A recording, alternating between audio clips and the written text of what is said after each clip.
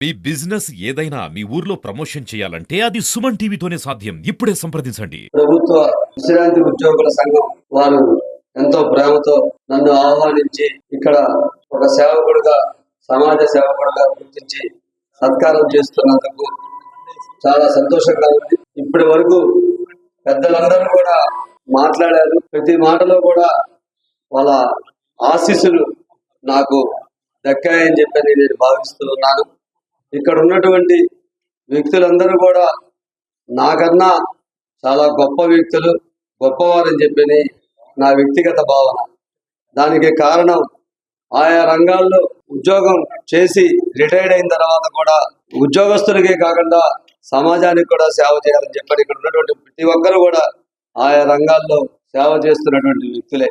అలాంటి వ్యక్తులు నన్ను సత్కరించడం, ఆ రోజున పూణేలో రాష్ట్రపతి అవార్డు వచ్చినప్పుడు అవార్డు తీసుకున్నానే కానీ అక్కడ మన భాష కాదు, అక్కడ మనకు సరిగా అవగాహన కూడా లేదు.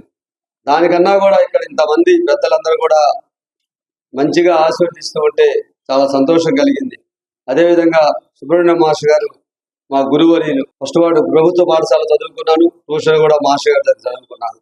నిన్న మా ఇంటికి వచ్చి ఇట్లా మేము రావాలి అని అంటే సరే సార్ తప్పకుండా వస్తారన్న. ఇక్కడ ఉన్నటువంటి వ్యక్తులందరూ కూడా వ్యక్తిగతంగా కూడా నాకు చాలా స్నేహం ఉన్నటువంటి వారే.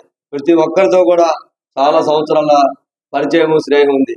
నేను ఇన్ని సంవత్సరాల 30 సంవత్సరాల సుదీర్ఘ సేవా కార్యక్రమాల్లో నా వెంటున్నటువంటి నా మిత్రులు కానివ్వండి, ఇక్కడ ఉన్నటువంటి అందరూ కూడా కోవిడ్ టైంలో నేను చాలా సహాయం చేశామని మీరు అందరు చెబుతున్నారు.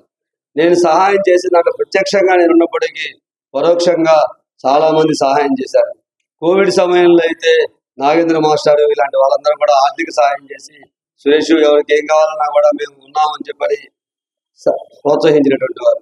అదేవిధంగా ఒక బ్రాహ్మణ కుటుంబంలో ఒక అమ్మాయికి పెళ్లి చేయాలని చెప్పంటే దానికి నన్ను ముందుంచి ప్రోత్సహించినటువంటి వాళ్ళలో దీక్షిత్ గారు, శంకర్రావు గారు, సుబ్రహ్మణ్య మాస్టర్ గారు, ఇట్లా ప్రతి ఒక్కరు. ఒక పాఠశాల అభివృద్ధి అంటే రమేష్ మాస్టర్ గారు కానివ్వండి, అపరాధ రామలింగేశ్వర గారు, ఇట్లా అందరూ కూడా ప్రతి ఒక్కరి ప్రోత్సాహ సహకారాలతోనే నేను సేవా కార్యక్రమాల్లో ముందుకెళ్ళానని చెప్తున్నాను.